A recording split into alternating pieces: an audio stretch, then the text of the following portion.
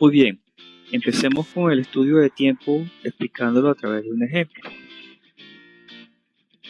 el cual inicia en primer lugar con la selección de los elementos de trabajo.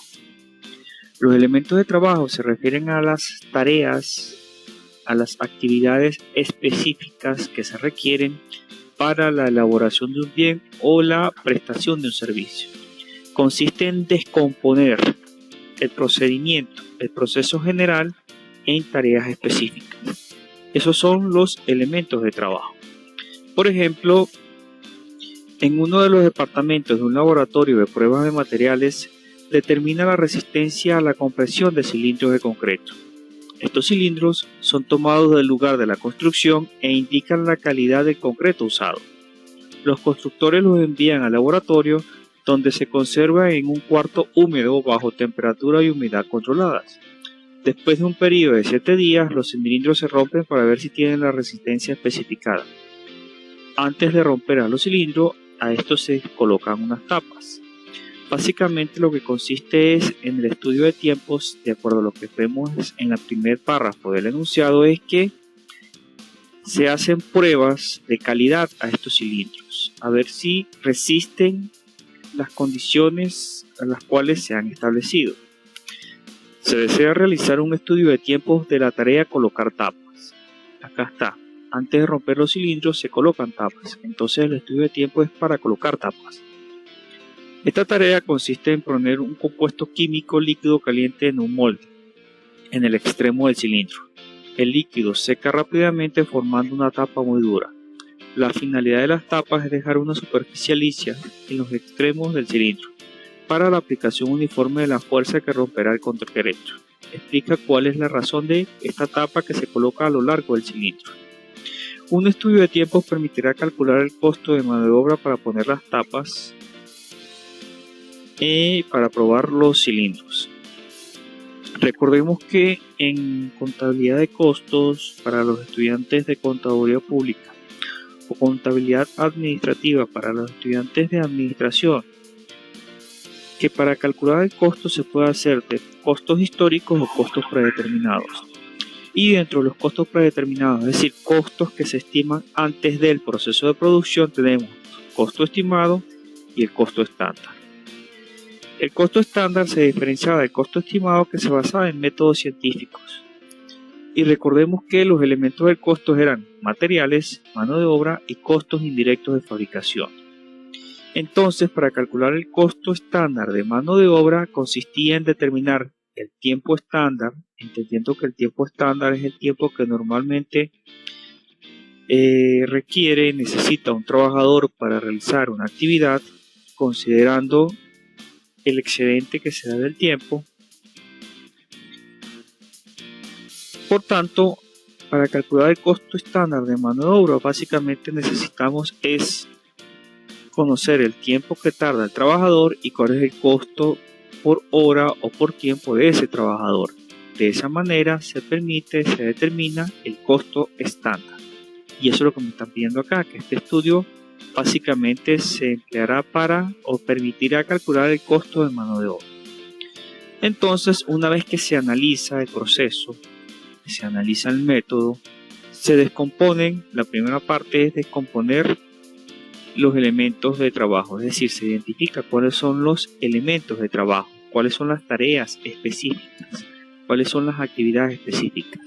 Y se identificaron 9 elementos, 9 actividades, 9 tareas, que van desde sujetar la abrazadora al cilindro, vaciar compuesto caliente en el molde, colocar el cilindro en el molde, dejar que la tapa se enfríe en el molde, poner el cilindro en la mesa, vaciar el compuesto caliente en el molde, colocar el otro extremo del cilindro en el molde, dejar que la tapa se enfríe en el molde y poner el cilindro en la mesa y retirar la abrazadora. Es decir, todas estas son las actividades o elementos de trabajo necesarios para colocar esa tapa en los cilindros de concreto.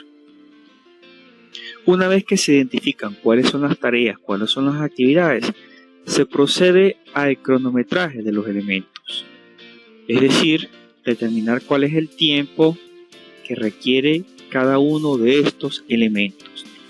Este cronometraje puede ser de dos tipos: cronometraje vuelta cero, que consiste en que cada vez que se va realizando uno de los elementos, es decir, una de las tareas, finalizada la misma, se presiona el cronómetro y este vuelve a cero.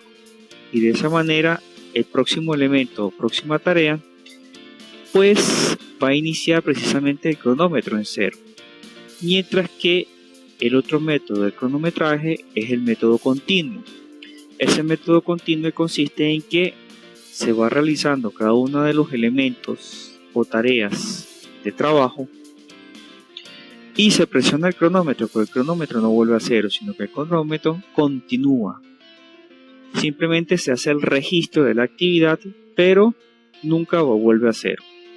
En este caso, el cronometraje de cada uno de los 9 elementos, es decir, de las nuevas actividades o tareas necesarias para realizar esta actividad, se realizó en 10 veces, lo que se conocen como 10 ciclos, entendiendo que cada ciclo corresponde a la ejecución de los 9 elementos de trabajo. Es decir, si fuese una empresa que fabricara un artículo, se refiere a todas las actividades o tareas necesarias para fabricar un artículo. Entonces, en este caso se elaboraron 10 artículos y en cada uno de ellos se hizo el cronometraje, y si observamos es un cronometraje vuelta a cero, porque inicia el cronómetro en cero para sujetar el cilindro, presiona a los 8 segundos una vez finalizada este elemento y comienza en cero nuevamente, vaciar el compuesto caliente. Una vez que finaliza, se presiona el cronómetro, este vuelve a cero y colocar el cilindro en el molde tardó 0,18 minutos horas, porque no me está especificando cuál es el tiempo para este ejercicio en específico. Entonces, en eso consiste el cronómetro vuelta a cero. Si fuese cronómetro continuo, empezaría en cero, pulsaría una vez finalizado en el primer ciclo en 0.08, pero vaciar el compuesto de concreto comenzaría en 0.08 y si dura 25 o 0,25 horas, entonces este finalizaría en 0.33. Por tanto, colocar el cilindro en el molde comenzaría en 0.33 y si dura 0.18 terminaría en 0,51. Y así va a ocurrir para cada uno de los ciclos, entendiendo que ciclos son el número de observaciones, entendiendo que ciclo es el cumplimiento de todos los elementos de trabajo, es decir, de los 9 elementos. Esto quiere decir que se elaboraron 10 tapas de la sustancia para cada uno de los 10 cilindros de concreto, y esos fueron los registros correspondientes. Sabemos que, por ejemplo, es un trabajador que conoce el procedimiento, dado que la dispersión o la diferencia que existe en cada uno de los 10 ciclos, es decir, en cada una de las 10 observaciones, o lo que es lo mismo, en la colocación de la tapa de cada uno de los 10 cilindros de concreto, es baja. 0,8, 0,9, 0,9, 0,10, 0,8, 0,10, 0,9, y así lo podemos observar para todos y cada uno de los elementos de trabajo. Existe una pequeña dispersión. ¿Por qué? Porque en este caso la tarea es realizada por personas y las personas no son máquinas que realizan la tarea exactamente en el mismo tiempo, menos que sea un equipo ya estandarizado que realice la misma tarea exactamente en el mismo tiempo.